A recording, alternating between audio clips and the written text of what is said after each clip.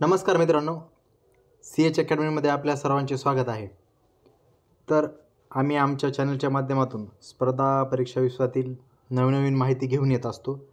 जर आपण आमच्या चॅनलवर नवीन असाल तर चॅनलला सबस्क्राईब जरूर करा, जेणेकरून अशाच प्रकारची नवनवीन माहिती आमच्या चॅनलच्या माध्यमातून आपणास उपलब्ध होईल। तर या व्हिडिओच्या माध्यमातून आपण जे आरोग्यसेवक महिला हे पद आहे, या पदाचा जॉब चार्ट म्हणजेच पदाची कर्तव्ये आणि जबाबदाऱ्या याची माहिती या व्हिडिओच्या माध्यमातून घेणार आहोत। व्हिडिओ थोडा मोठा होणार आहे, सर्वांनी शेवटपर्यंत हा व्हिडिओ पाहावा, जेणेकरून आपल्याला या सर्व कर्तव्ये आणि जबाबदाऱ्या याची माहिती यामधून होऊन जाईल। तर बहुविध आरोग्य सेवा योजनांतर्गत आरोग्य सेवेतील आमूलाग्र बदल लक्षात घेता बहुउद्देशीय आरोग्य कर्मचारी स्त्री म्हणजेच आरोग्य सेविका महिला या पदाची कर्तव्ये व जबाबदाऱ्या या शासन निर्णयाद्वारे निश्चित करण्यात आलेल्या आहेत। तर शासन निर्णय क्रमांक RSC 10/1001/प्रक्र/1/122 सेवा 1 दिनांक 11/12/2001 चा हा शासन निर्णय आहे। यामध्ये आरोग्य सेविकेच्या जबाबदाऱ्या देण्यात आलेल्या आहेत। यामध्ये प्रजनन व बाल आरोग्य कार्यक्रम जो शासनाचा हा कार्यक्रम आहे, यामधील कोणत्या जबाबदाऱ्या आहेत ते पाहूयात। 1. समाजाच्या गरजावर आधारित उपकेंद्र कृती आराखडा तयार करणे। त्यानंतर 2. गरोदर मातांची नोंदणी करणे व त्यांना प्रसूतीपूर्व, दरम्यान व प्रसूती पश्चात सेवा देणे। त्यानंतर रक्तक्षयाकरिता शारीरिक तपासणी, लघवीतील साखर व प्रथिनांची तपासणी, रक्तातील लोहाचे प्रमाण, रक्तदाब घेणे, वजन घेणे आणि पोषण व विश्रांतीबाबतचा सल्ला देणे। त्यानंतर सर्व गरोदर स्त्रियांची लैंगिक आजाराची तपासणी होईल याची खात्री करणे। त्यानंतर जोखमीच्या गुंतागुंत असलेल्या गरोदर मातांना, वैद्यकीय उपचाराची आवश्यकता असलेल्या आणि प्रजननविषयक समस्या असलेल्या स्त्रियांना संदर्भ सेवेकरिता पाठवणे। त्यानंतर पुढे 6.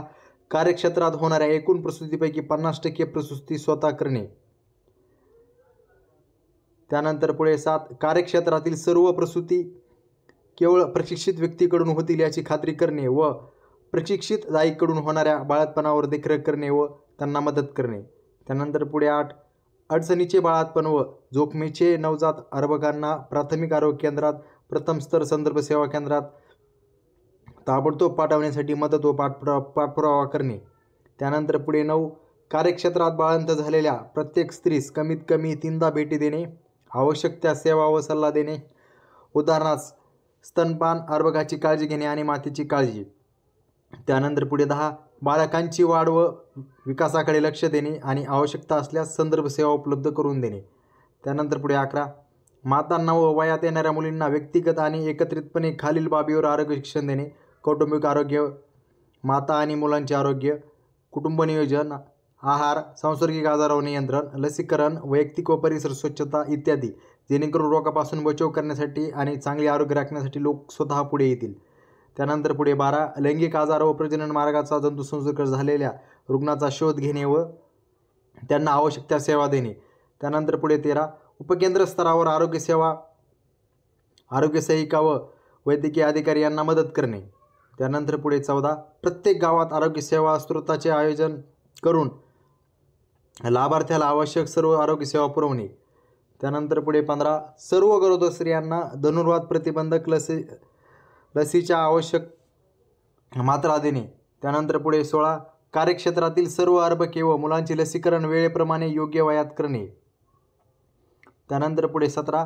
लसीकरणासाठी आवश्यक असलेल्या सुया व सिरिंजेस आणि इतर साहित्याचे व्यवस्थितपणे निर्जंतुकीकरण करणे आणि प्रत्येक लाभार्थीला वेगळी सिरिंज व सुई वापरणे।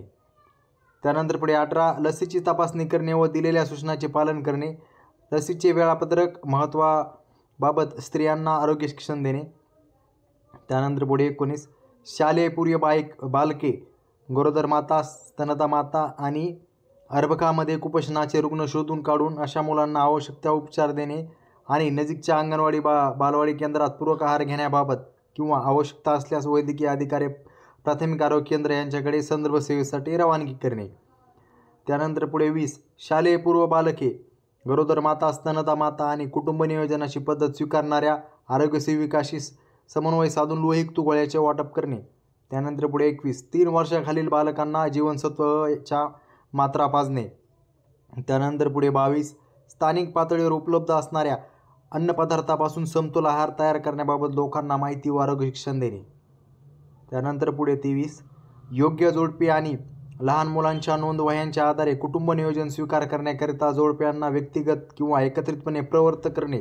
कुटुंब कल्याण संबंधित सर्व नोंदवह्या अद्ययावत ठेवणे. योग्य जोडप्यांना कुटुंब नियोजनाचा संदेश देणे आणि कुटुंब नियोजनासाठी प्रवृत्त करणे. 24 पात्र जोडप्यांना पाळणा लांबवण्यासाठी साधने पुरवणे. 25 कुटुंब कल्याण शस्त्रक्रिया करून घेण्यासाठी आणि तांबी बसून घेण्यासाठी आलेल्या लाभार्थींना सुविधा पुरवणे व मदत करणे. त्यानंतर 26 कुटुंब कल्याण शस्त्रक्रिया करून घेतलेल्या लाभार्थ्यांचा पाठपुरावा करणे आणि त्यांच्या समस्या सोडवणे.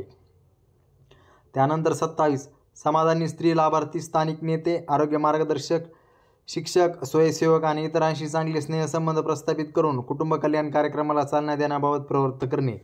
त्यानंतर पुढे 28 निरोध व तोंडाने घ्यावयाच्या गर्भनिरोधक गोळ्यांच्या वाटपासाठी डेपो होल्डर्सची निवड करणे. त्यांना प्रशिक्षण देण्यासाठी आरोग्य सहाय्यकीला मदत करणे आणि डेपो होल्डर्सना वरील साधनांचा नियमित पुरवठा करणे. 29 महिला मंडळाच्या सभेत सहभागी होऊन जमलेल्या समुदायाला कुटुंब कल्याण, मुलांचे आरोग्य इत्यादीबाबत माहिती व आरोग्य शिक्षण देणे. 30 लैंगिक समानतेबाबत समाजाला प्रवृत्त करणे व प्रजनन व बाल आरोग्य कार्यक्रमात पुरुषांचा सहभाग साधण्यासाठी प्रवृत्त करणे. 31 वैद्यकीय गर्भपात करून घेणाऱ्या स्त्रियांना जवळच्या सरकारमान्य केंद्रात पाठवण्यासाठी मदत करणे व आरोग्य सहाय्यकीला कळवणे. 32 वैद्यकीय गर्भपात करून घेण्यासाठी उपलब्ध असलेल्या सुविधांची माहिती स्त्रियांना करून देणे आणि त्याबाबत आरोग्य शिक्षण व संदर्भ सेवा पुरवणे. 33 असुरक्षित गर्भपात केल्यामुळे होणाऱ्या गंभीर परिणामाबाबत लोकांना आरोग्य शिक्षण देणे. त्यांना असुरक्षित आणि बेकायदेशीर गर्भपात करून घेण्यापासून परावृत्त करणे. त्यानंतर पुढे दायी प्रशिक्षण. तर दायी प्रशिक्षणाबाबत कोणत्या जबाबदाऱ्या आहेत, कोणती कर्तव्य आहेत याची माहिती घेऊ. 1 कार्यक्षेत्रातील सर्व दायींची यादी तयार करून त्यांना कुटुंब कल्याण व सुरक्षित प्रसूतीबाबत मार्गदर्शन करणे. 2 दायी प्रशिक्षणात आरोग्य सहाय्यकीला मदत करणे. त्यानंतर पुढे 7 नियंत्रण मधील कर्तव्य व जबाबदाऱ्या. 1 गर्भभेटी दरम्यान साथींच्या आजाराचे रुग्ण शोधून काढणे. उदाहरणार्थ अतिसार, हगवण, पुरळ असलेले तापाचे रुग्ण, मेंदुदाह, धनुर्वात, कावीळ, गटसर्प, पोलिओ इत्यादी आणि अचानक साथीच्या आजारांची अपेक्षेपेक्षा जास्त रुग्ण आढळल्यास आरोग्य सहाय्यक व वैद्यकीय अधिकारी यांना तातडीने कळविणे. नंबर 2 अतिसाराच्या सर्व रुग्णांस क्षार संजीवनीचे द्रावण वयोगटानुसार देणे. 3 संशयित मोतीबिंदू आणि अंधत्वाच्या सर्व रुग्णांच्या नोंदी घेऊन त्यांना पुढील उपचारासाठी पाठवणे. 4 ग्रहभेटीच्या वेळी आढळून आलेल्या तापांचे रुग्णांचा रक्त नमुना घेऊन त्यांना ग्रहितोपचार देणे आणि पुढील कार्यवाही करण्यास आरोग्य सेविकेला कळवणे. त्यानंतर 5 ग्रहभेटीच्या वेळी कातडीवर चट्टा आढळल्यास किंवा कातडीच्या रंगामध्ये बदल व त्या ठिकाणी संवेदना नसलेले रुग्ण शोधणे व ते आरोग्य सहाय्यकाला कळवणे. त्यानंतर पुढे 6 क्षयरोगांची आणि कुष्ठरोग्यांची यादी करण्यास आरोग्य सेवकाला मदत करणे. वरील रुग्ण नियमित औषधोपचार घेतात का यावर लक्ष ठेवणे. अनियमित व अर्धवट उपचार घेतलेल्या रुग्णांना नियमित व संपूर्ण औषधोपचारासाठी प्रवृत्त करणे आणि आरोग्य सहाय्यक यांच्या निदर्शनात आणणे. त्यानंतर पुढे जीवनविषयक आकडेवारीची नोंद ठेवणे. म्हणजे नोंदणीचं सुद्धा काम हे आरोग्य सेविकांना करायचं आहे. यामध्ये कोणती कर्तव्य जबाबदारी आहेत. 1 कार्यक्षेत्रात होणाऱ्या जन्ममृत्यूची नोंद करणे व तसा अहवाल आरोग्य सहाय्यक यांना कळविणे. त्यानंतर पुढे 2 कार्यक्षेत्रात होणाऱ्या रुग्णांची नोंद करणे आणि कायद्यानुसार कमी वय असणाऱ्या मुलामुलींची लग्न ठरल्यास किंवा झाल्यास आरोग्य सहाय्यक पुरुष यांच्या निदर्शनास आणणे. 3 जन्म व मृत्यूची नोंद वेळीच करण्याचे महत्त्व लोकांना सांगणे.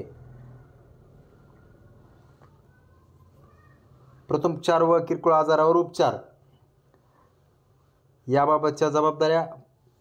प्रथमोपचाराचे साहित्य, क्षार संजीवनी पाकिटे व किरकोळ आजारावरील औषधं योग्य त्या व्यक्तींना रुग्णांना उपलब्ध करून देणे. गंभीर आजारावर गुंतागुंत झालेल्या किरकोळ व साध्या आजारांच्या रुग्णांना वैद्यकीय अधिकारी, प्राथमिक आरोग्य केंद्र किंवा जवळच्या दवाखान्यात पाठवणे. त्यानंतर पुढे 3 आरोग्य मार्गदर्शकाने पाठविलेल्या रुग्णावर उपचार करणे व आवश्यक वाटल्यास रुग्ण पुढील उपचारासाठी पाठवणे. त्यानंतर पुढे संघकार्य म्हणजेच ग्रुपवर्क, टीमवर्क ज्याला आपण म्हणतो, त्या बाबतीत प्राथमिक आरोग्य केंद्रात होणाऱ्या कर्मचाऱ्यांच्या प्रत्येक सभेत हजर राहणे व सहभागी होणे. आपल्या कार्याची, आरोग्य सेविकेची आणि इतर आरोग्य कर्मचाऱ्याशी समन्वय साधणे, प्रत्येक आठवड्याला एकदा तरी आरोग्य सहाय्यक स्त्री यांना भेट देणे आणि त्यांचा सल्ला व मार्गदर्शन आवश्यकतेप्रमाणे घेणे. त्यानंतर पुढे 4 कार्यक्षेत्रात घेण्यात येणाऱ्या विविध शिबिरात आणि मोहिमेत सहभागी होणे. त्यानंतर पुढे 5 स्थानिक स्वयंसेवी संस्था शोधून त्यांना समाजाचे आरोग्य चांगले राखण्यास प्रवृत्त करणे. त्यानंतर पुढे अहवाल व नोंदी ठेवणे. यामध्ये 6 आठवड्यानंतरच्या सर्व गरोदर माता, 12 महिने वयोगटातील सर्व बालके, शालेय पूर्व बालके आणि 15 ते 45 वयोगटातील सर्व स्त्रियांची नोंद करणे व नोंदवही तयार करणे. त्यानंतर पुढे 2 प्रसूतीपूर्व व प्रसूती संबंधित आणि मुलांना देण्यात येणाऱ्या सेवांचे अहवाल तयार करणे. 3 योग्य जोडप्याची यादी आणि लहान मुलांची यादी तयार करणे व अद्ययावत ठेवण्यासाठी आरोग्य सेवकाला मदत करणे. 4 कुटुंब कल्याण साहित्य वाटप. तांबी बसवलेल्या स्त्रिया, कुटुंब कल्याण शस्त्रक्रिया करून घेणाऱ्या लाभार्थ्याची यादी ठेवणे. 5 उपकेंद्र स्तरावर आरोग्य सेवा स्त्रोतात वाटप केलेल्या स्त्रियांची नोंद ठेवणे. 6 आलेले साहित्य व वाटप केलेल्या साहित्याची नोंद ठेवणे. 7 मासिक प्रगती अहवाल तयार करून तो वेळीच आरोग्य सहाय्यकाकडे पाठविणे. त्यानंतर इतर पण काही जबाबदाऱ्या आहेत. यामध्ये अंगणवाडीला भेट देऊन कुपोषित मुलांची यादी करून मातेला आहाराबाबत आरोग्य शिक्षण देणे आणि शालेय आरोग्य तपासणीत वैद्यकीय अधिकारी व आरोग्य सहाय्यकांना मदत करणे आणि नवीन कुष्ठरोगी शोध मोहिमेत सहभाग घेणे. अशा प्रकारचं हे जॉब चार्ट आहे, म्हणजेच कर्तव्य आणि जबाबदाऱ्या आहेत. जे पण नियुक्त होणार आहेत त्यांनी या सर्व जबाबदाऱ्या आणि कर्तव्य हे पार पाडायचे आहेत. तर व्हिडिओ आवडला असल्यास लाईक, शेअर, सबस्क्राईब करा. तसेच आपणास आणखी काही माहिती हवी असेल तर कमेंट बॉक्समध्ये जरूर कळवा. त्यासंबंधित व्हिडिओ आम्ही आमच्या चॅनलच्या माध्यमातून आपणास उपलब्ध करून देईल. धन्यवाद.